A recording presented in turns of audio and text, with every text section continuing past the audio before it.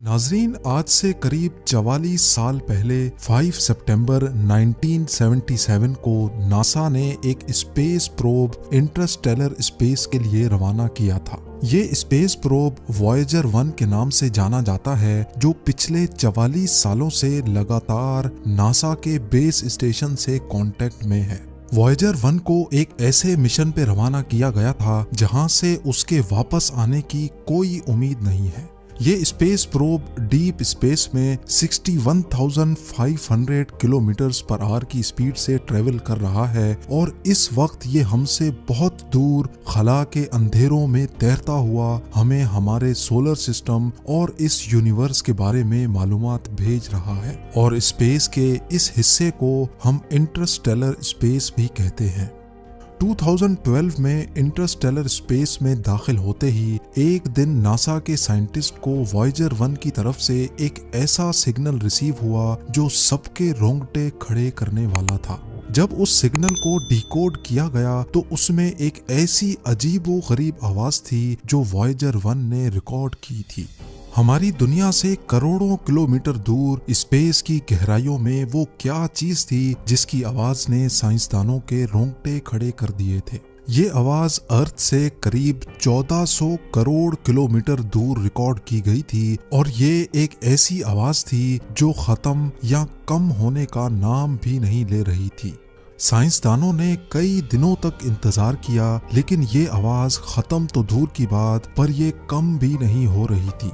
देखते ही देखते एक साल गुजरा, फिर दूसरा साल और फिर पूरे 3 सालों के बाद इस अजीबोगरीब आवाज की इंटेंसिटी में कुछ कमी देखी गई। ये आवाज वॉयेजर 1 की 44 सालों की हिस्ट्री में रिकॉर्ड होने वाली सबसे लंबी आवाज थी जिसने साइंसदानों की नींदें उड़ा रखी थी। लेकिन इस आवाज के अलावा साइंसदानों को एक और चीज भी लगातार परेशान कर रही थी। जी हाँ, जिस पॉइंट पे वॉयेजर 1 ने पहली बार इस आवाज को रिकॉर्ड किया था, पूरे 3 सालों के बाद वो उस पॉइंट से 160 करोड़ किलोमीटर दूर जा चुका था। लेकिन फिर भी ये आवाज वैसी की वैसी ही थी। 160 करोड़ किलोमीटर मतलब ये डिस्टेंस इतना ही हुआ जितना जमीन से चांद तक के पूरे 4000 चक्कर लगाए जाएं। खला में इतने ज्यादा डिस्टेंस तक फैलने वाली आवाज आखिर आ कहां से रही थी? इसी बात ने बड़े बड़े रिसर्चर्स और साइंटिस्ट को चकरा कर रख दिया था।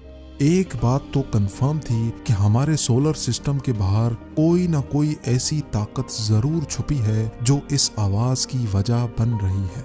लेकिन स्पेस में तो कोई आवाज ही नहीं होती, तो आखिर इसको रिकॉर्ड कैसे किया गया? ये बात हकीकत है कि स्पेस में जाते साथ ही कानों पर किसी किस्म की भी कोई आवाज नहीं पड़ती। हत्ता कि अगर स्पेस वॉक के दौरान एस्ट्रोनॉट्स के बिल्कुल बराबर में कोई धमाका ही क्यों ना हो जाए, वो धमाका दिखेगा तो सही, लेकिन उसकी आवाज कानों तक नहीं पहुंच सकेगी। आवाज जिसको हमारे कानों तक पहुंचने के लिए हवा और एटमॉस्फेयर की जरूरत होती है, ये दोनों चीजें ही स्पेस में मौजूद नहीं है। इसी वजह से स्पेस में किसी किस्म की भी आवाज ट्रेवल नहीं कर सकती। स्पेस में साउंड वेव तो ट्रेवल नहीं कर सकती, लेकिन इलेक्ट्रोमैग्नेटिक वेव्स स्पेस में बाआसानी ट्रेवल कर सकती हैं। बेशक हमारे कान इन वेव्स को नहीं सुन सकते, लेकिन वॉयेजर 1 ने इन वेव्स को रिकॉर्ड करके हमें अर्थ तक भेजा ताकि हम इनको डिकोड करके सुन सकें। यही वो अनोखी आवाज थी जो वॉयेजर 1 ने इंटरस्टेलर स्पेस से भेजी थी।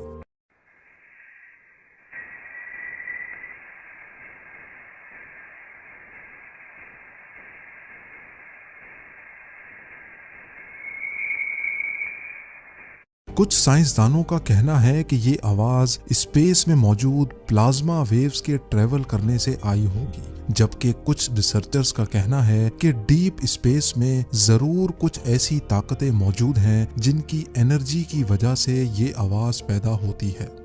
वो कौन सी ताकतें हैं, उनकी एनर्जी आवाज क्यों रिलीज करती हैं, ये सोचने, समझने और जानने की काबिलियत हम इंसानों के पास अभी तक मौजूद नहीं है। वॉयेजर 1 अपने एंटीना से ये वेव्स कैप्चर करके उनको रेडियो सिग्नल में कन्वर्ट करता है और फिर अर्थ की तरफ ट्रांसमिट कर देता है। बेशक ये मैसेज लाइट की स्पीड से ट्रेवल करता है, फिर भी इसको अर्थ पर मौजूद नासा के एंटीनास तक पहुंचने में पूरे 21 घंटे लग जाते हैं। ये पहली बार नहीं था जब वॉयेजर 1 ने हमें कोई अनोखी आवाज भेजी थी। इससे पहले भी नासा स्पेस से कई अनोखी आवाजें रिकॉर्ड करने में कामयाब हो चुका है। 2007 में भी एक ऐसा वाकया हुआ था जिसने साइंसदानों को हैरत में डाल दिया था। रिसर्चर्स को स्पेस में कुछ ऐसे सिग्नल मिले जो किसी भी तरह से नॉर्मल नहीं थे। खामोशी के आलम में कुछ ऐसी आवाजें आने लगीं जो आधे सेकंड में ही गायब हो जाती थीं। ये आवाजें सुनकर ऐसा लग रहा था कि शायद कोई एलियन वॉरशिप लेजर बीम से वॉयेजर पर हमला करने की कोशिश कर रहा है। रिकॉर्ड होने वाली ये आवाजें, जिनको फास्ट रेडियो बर्स्ट कहा जाता है, कुछ ऐसी थी।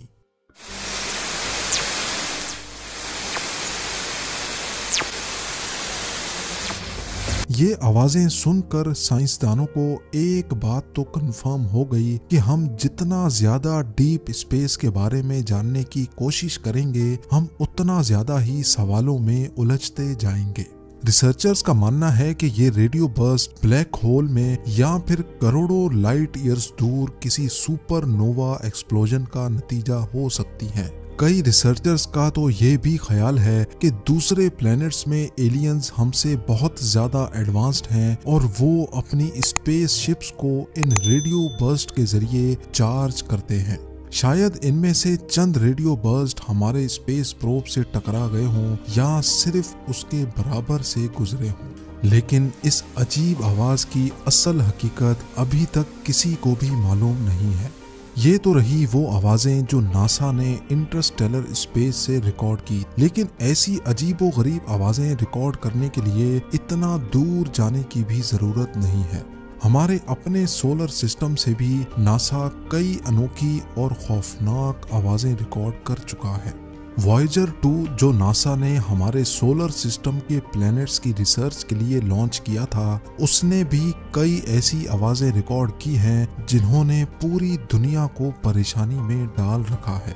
ये है जुपिटर का चांद जो गैनीमीड के नाम से जाना जाता है, और ये है इसकी आवाज जो वाकई आपके रोंगटे खड़े करने वाली है।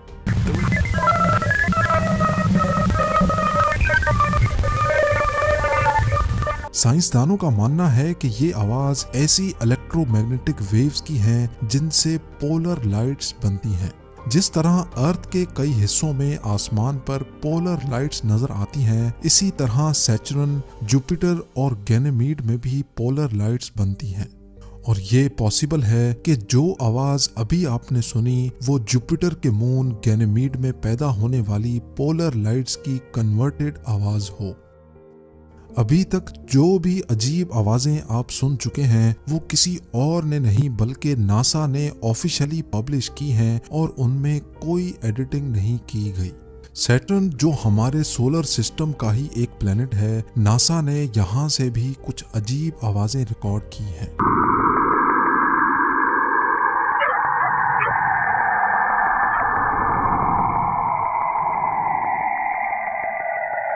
नासा का मानना है कि ये आवाज कैसिनी स्पेसक्राफ्ट ने सैटर्न से निकलने वाली रेडियो वेव्स को कन्वर्ट करके भेजी है, और ये भी शायद सैटर्न में मौजूद पोलर लाइट्स का ही नतीजा है।